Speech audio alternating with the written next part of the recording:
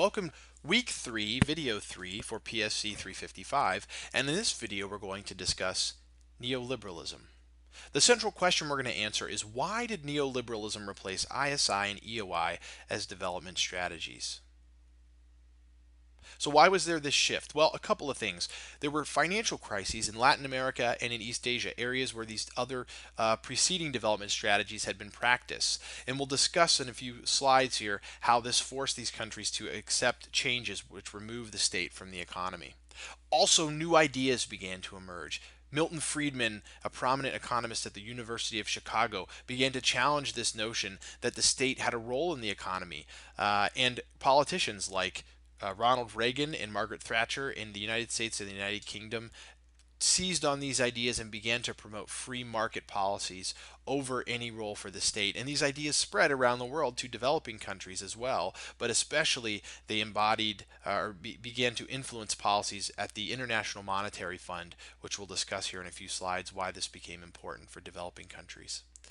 This neoliberal revolution was a response to the perceived failure of policies in the West influenced by John Maynard Keynes' ideas, a British economist in the post-war and during World War II era, who argued for the role of the state in the economy, as well as neoliberalism was a response to ISI in the developing world. It was based on this concept of policy prescriptions that came to be known as the Washington Consensus. The Washington Consensus advocated for trade liberalization, the privatization of state-owned enterprises. If the state is owning a steel firm or a railroad, sell it off to a private firm. Open up your economy to foreign trade. Do not unplug it. You should be very careful about running budget deficits, so prudent fiscal policies. Don't run or allow for inflation to get out of control. Prudent monetary policies. And open up to foreign investment. Allow foreign corporations to come in and invest in your economy. The evangelists of these policies were the World Bank and the International Monetary Fund, which are international financial institutions that are led and dominated by the United States and Western European countries. And these institutions provided loans to developing countries, especially those in crises, but in return expected economic adjustment. Structural adjustment programs became very common throughout the 1980s and 1990s. These were IMF and World Bank loans that were conditioned on governments making changes, especially removing the state or reducing the role of the state in the economy and increasing the role for the market. And so we start to see throughout the 80s and 90s ISI being dismantled across Latin America as well as Africa and South Asian countries that use that model as well. The role of the state was also curtailed in East Asia as well as a result of these crises. Reform in developing countries was largely implemented through what I would consider a top-down manner. That is, these international institutions and international ideas and interests were more important in the shift in the developing world than domestic interests. That is, it wasn't that domestic populations were demanding these reforms and these changes.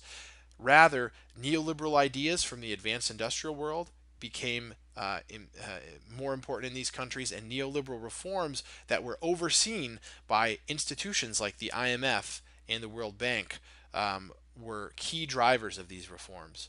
In many of these countries, the reformers that were elected that removed the state's role in the economy and removed infant industry protection and all of the things we've discussed, they were elected often under false pretenses. Carlos Menem in Argentina, Alberto Fujimori in Peru, and Henrique Cardoso in Brazil. All of these individuals ran as traditional ISI pro-state in the economy candidates, but when they were elected, they implemented neoliberal policies.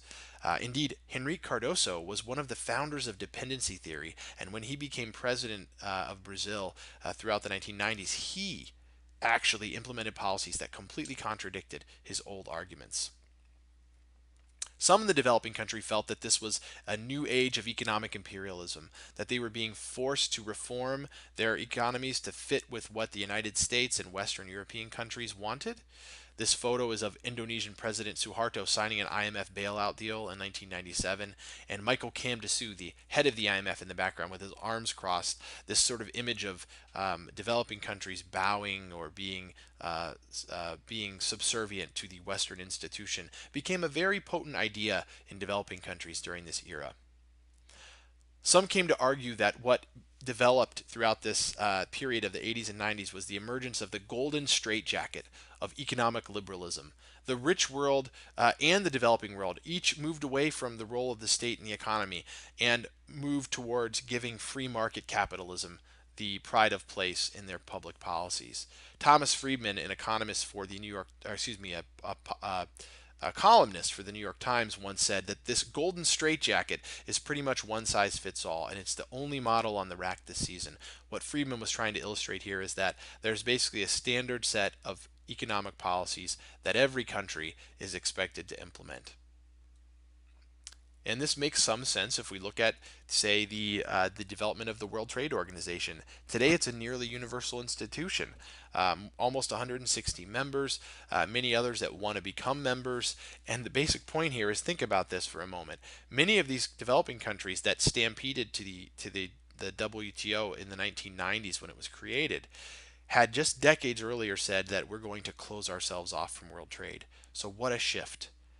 The effects of globalization and economic integration and world trade have actually been positive largely for the reduction of global poverty. So if we think about development as being at least in part about reducing poverty, we can see that the reduction in the total number of individuals living in poor conditions has declined significantly since the early 1980s. The share of the world's population living on less than $1.25 a day was around 50% in 1981, and by the mid 2000s had dropped to around 25%.